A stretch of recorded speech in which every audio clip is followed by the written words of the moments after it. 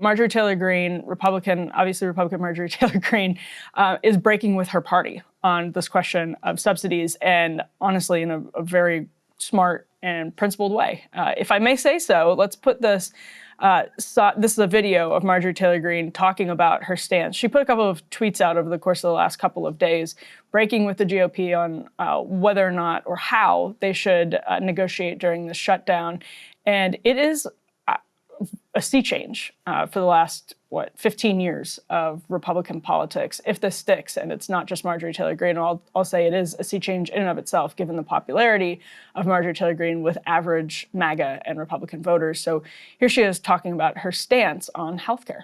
And to allow Democrats to have some sort of moral high ground on this issue because they're the only ones talking about it, I think is a major failure from the Republican Party. And I'm not going to stand there and just keep talking the talking points when my own adult children can hardly afford health insurance premiums, when everyone in my district, it's the #1 issue that I hear about day in and day out, not just people on the ACA, but people that have private insurance as well. And I think it's something that we have to talk about. And I don't see why the government needs to be shut down. I really don't. I believe that if Republicans learn to govern and wield power, they can use the nuclear option in the Senate. They can open up the government. We can get back to work for the American people, and Republicans can solve this problem that is a very big problem that we can't ignore. So I co-signed basically all of that, right? And we can put her original post up. She shattered the Republican consensus on X by a couple of really long posts. But she said, I was not in Congress when all this Obamacare, Affordable Care Act bullshit started. I got here in 2021.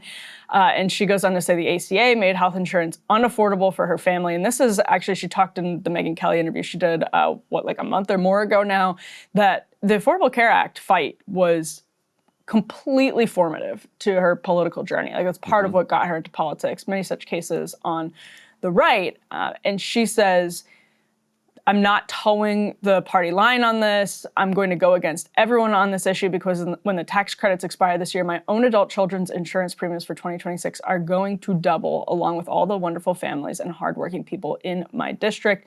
We can go ahead and put her next. This is a. Oh, wait, hold on. Before so there's some good other good stuff Just in here. Cooking. Yeah. All our country does is fund foreign countries and foreign wars, and never does anything to help the American people. Lots of exclamation points. It's sad. It is true. It is absolutely shameful, disgusting, and traitorous that our laws and policies screw the American people so much that the government is shut down right now, fighting over basic issues like this. Again, no, and this is this key point that I want to bring up later. Again, no funding for illegals and any benefits for them, but we have to do something about the absolutely insane cost of insurance for Americans. You don't hate your government enough. I'm here in Washington, D.C. this week to meet with anyone who is America only and will work with me on a plan for Americans only. And then she has a kind of a chat GPT, but a bunch of stats about how absolutely brutal it is for health insurance. She picks up on the illegals point again in the next one if you want to do. The toothpaste is out of the tube. She says the toothpaste is out of the tube on Obamacare.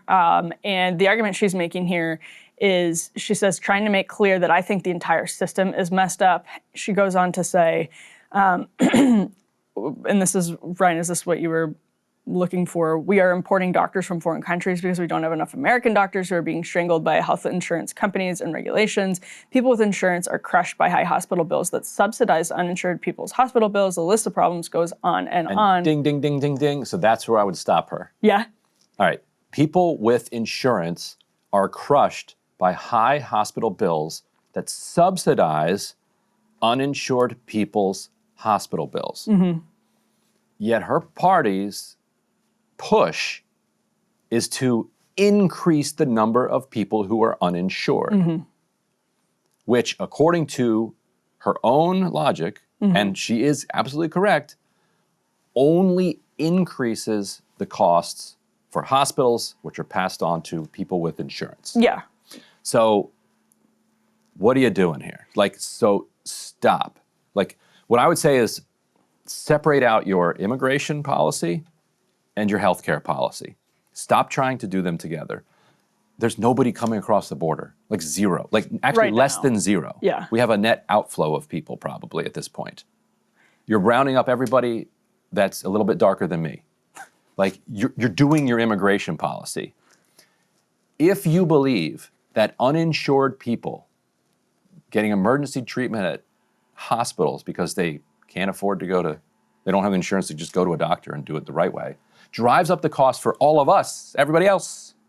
Why you want to do that? Like, if you think that's bad, don't do it. I know that's a crazy idea, but if you think it has a bad policy outcome for Americans, you're American only, right? You guys are all American only. So hunting people who are actually here legally, but you don't like their status because you think that Biden shouldn't have given them the status that they currently have, although even though it is legal status and they're in legal proceedings. Although the hospital reimbursements do cover people who are not here legally. Right. So do you want the government to do that? Or do you want the hospitals to charge Americans more when they come in? Like, what are you doing? Like, if you think that prices are too high for your adult children, are you serious about that? If you're serious about that, then enact a policy that makes the prices come down, not something that just needlessly goes after undocumented people. Like, you don't like undocumented people, you're showing us that. Like, there's no mystery. You don't like them. You're rounding them up. You're chasing them everywhere. You're throwing them into paddy wagons. You're putting them in tents. The alligator Alcatraz is still going. You're making things as miserable for them so that they self-deport. Like, you're doing it all. Right. But then why also, just for pettiness, drive up Americans' healthcare costs? I'm trying to speak their language here. Americans. Right. Like, you're driving up the health insurance costs for Americans just out of some sense of bitterness. Now, I guess the argument will, well, it's if somebody from El Salvador understands that they can get free medical care at a hospital when they have a fever in America, then they're going to run through the Darien Gap and pay all this money. That it's some pull thing. Stop. That's not serious. It does make it significantly easier to live here when you don't have when you're. But the only other possibility is not happening, which would be when you show up at a hospital, you have to show your papers. And if you don't have the proper papers, you are denied care. And that's never going to happen. So we're going to treat people who are here, who are sick and dying. Right. We're going to do it. Yeah. So the question is, how are we going to do it? Well, this is what I like about her argument, is that she's tapping out of this stupid notion from Republicans that they should have their constituents and American taxpayers who are already paying crazy amounts in their health insurance, they should just expect them to trust that Republicans at some point will fix this broken system, and in the meantime, hold them hostage to a hike, all because Biden is the one that put the subsidies in place. Like, it is completely stupid. It's a ridiculous argument. Didn't the CARES Act have some subsidies? It may have. That was Trump. It absolutely may have. So 2021 comes from Biden, and that's where you broke this down in detail last week. That's where a lot of the premiums, which would be affected, because those are expiring at the end of the year. And so the Republican plan to fund the government would strip away those credit, or it doesn't extend them after they expire at the end of the year. And this is where Marjorie Taylor Greene is tapping into. I'm wrong. No CARES You're wrong. Act. Okay. No CARES Act subsidies. But this is where Marjorie Taylor Greene is actually tapping into something that it should be conventional wisdom. It should be completely obvious to people who are paid stupid amounts of money as lobbyists and consultants to these idiot politicians and Republicans.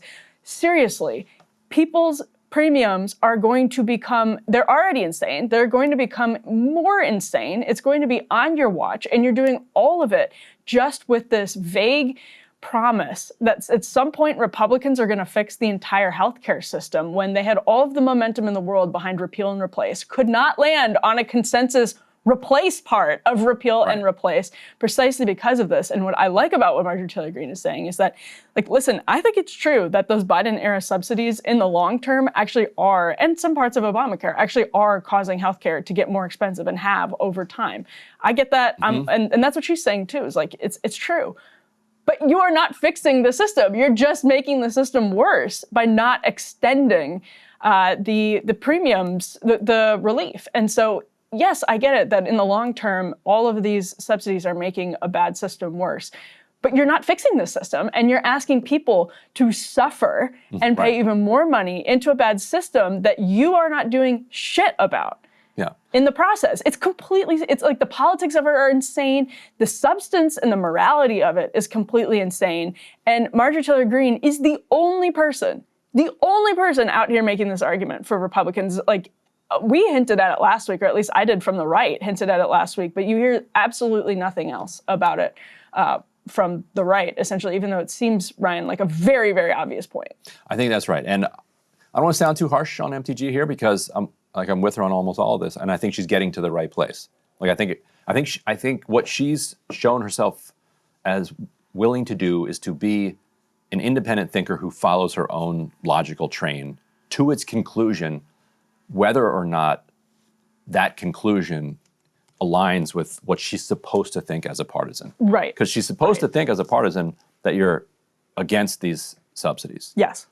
But she worked it out independently, and she's like, wait a minute, no, I'm sorry, like, this is not good. Like, we actually should be for this. So I think that if she's able to, this is a giant if, get past this whole illegals thing, she'll figure out that, oh, yes, uninsured people coming to hospitals causes huge problems to the system, which are then borne by Americans who have health insurance. We need to do something about that, whether it's some government subsidy for hospitals, which exists, and we just buff that up so that it doesn't get passed on to Americans, or whatever it is. Just figure out something, because it shouldn't be, the failures of the American government should not be the responsibility of these insured American people if we're not actually a democracy. Like, if you're a real democracy and you screw up your policy, then yeah, that's on you. But we're not really one. So we should be held a little bit more blameless. And already there's a story here in NBC News.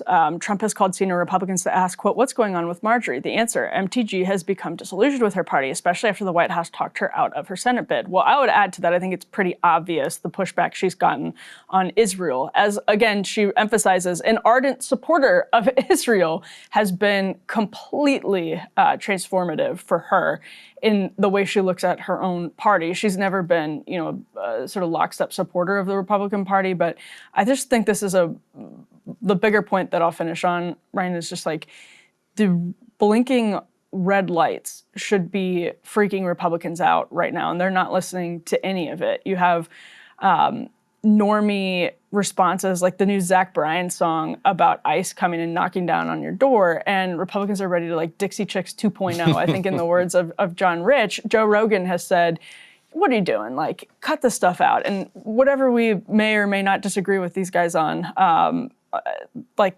these are flashing red lights for Republicans, that they feel like they have all of this cultural momentum after 2024 in a way that they thought they never could. They had Silicon Valley on their side, some people from Hollywood, some celebrities. Trump wins the popular vote.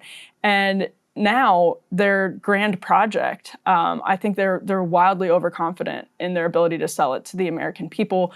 It's not just that they feel like they have this generational opportunity to kind of reorganize the government, because obviously they think that they do. It's the question of then what's part of that project, and then how do you sell it? And right now they're so completely out of touch with their own voters, people who are like independent swing voters, people who are rural voters. That's not to say Democrats are in touch, because they aren't either, and that's a sad statement on the system that basically nobody is in touch with voters. And that's, by the way, how you end up in a situation where people are desperate and take matters into their own hands and do vigilante bullshit more and more in the future, and because they feel like the system isn't working anymore. Right, and Trump was elected because prices are too high, life is too hard. Yeah. And everything he's doing is making things more expensive, and now Democrats are trying to save him from doubling health insurance premiums, and Marjorie Taylor Greene is trying to save him from doubling health insurance premiums, and Trump thinks that Democrats are communists, and that what's wrong with Marjorie Taylor Greene? Here's an idea: just don't double health insurance premiums. What do I know? It might actually work with your own voters. Yeah, who don't want to pay double for crappy insurance. Yeah, it's the instincts that like Steve Bannon has, not to keep going on about this, but on MAGA not wanting entitlements touched. Trump has always had that instinct too, but here, I mean, it should again be flashing red lights, abundantly obvious that just because these are Biden subsidies that in the long term are making a bad system worse, you don't double people's premiums. Right. It's insane. And meanwhile, let's definitely also not do anything about Epstein. Yes, of course, because that's also something nobody cares about. Giant hoax. Hey, if you like that video, hit the like button or leave a comment below. It really helps get the show to more people. And if you'd like to get the full show ad-free and in your inbox every morning, you can sign up at breakingpoints.com. That's right. Get the full show, help support the future of independent media at breakingpoints.com.